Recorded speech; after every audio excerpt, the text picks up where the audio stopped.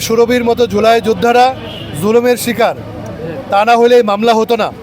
তাহরিমা জান্নাত সুরভি জুলাইয়ে গণঅভ্যুত্থানের অগ্রভাগের একজন যোদ্ধা এবং তিনি একটি মিথ্যা মামলায় আদালতে হাজির হয়েছেন এবং তাকে জামিন দেওয়া হয় নাই। আজকে যে ঘটনাটি আবার ঘটেছে, তার জামিন নামঞ্জুর করা হয়েছে এবং রাষ্ট্রপক্ষের আবেদনের প্রেক্ষিতে 2 দিন রিমান্ড মঞ্জুর করা হয়েছে।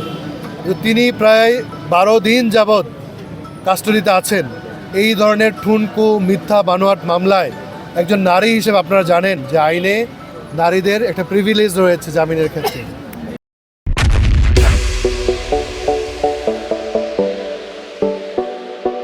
তারপরেও তিনি কারাগারে আছেন, তিনি জামিনে মুক্তি তো পানি নাই, উল্টো এজন্য একটা ঠুনকো মিথ্যা মামলায় তার 2 দিন রিমান্ডের আবেদন মঞ্জুর করা হয়েছে।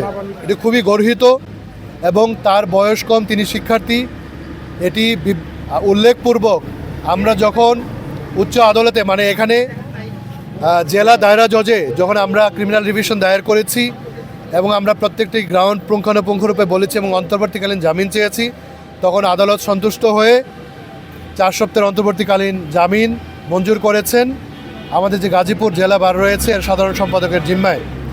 তো এর মধ্য দিয়ে আমরা ন্যায় বিচার যেমন পেয়েছি, আবার ভারাক্রান্ত মনে এটিও বলতে হচ্ছে যে সুরভির মতো জুলাই যোদ্ধারা জুলুমের শিকার, তা না হলে মামলা হতো না।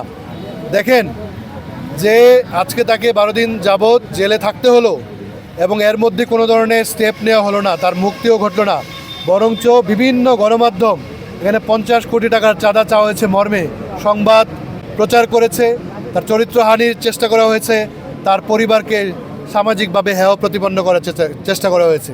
আমরা বিভিন্ন জায়গায় দেখেছি, সিলেটে বানিয়াচঙ্গে আমরা এই ধরনের ঘটনা দেখেছি, একজন জুলাই যোদ্ধাকে কীভাবে আদালতে সুপর্দ করা হয়েছে, তারপরে তার আবার জামিনে মুক্তি মিলেছে।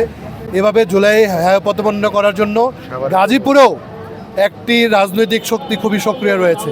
তারা 36 জুলাইকে 36 জন নাই বলে কটাক্ষ করে, অথচ তাদের ডানে বায়ে সামনে পিছে উপরে নিচে চাঁদাবাজ দিয়ে ঘেরা।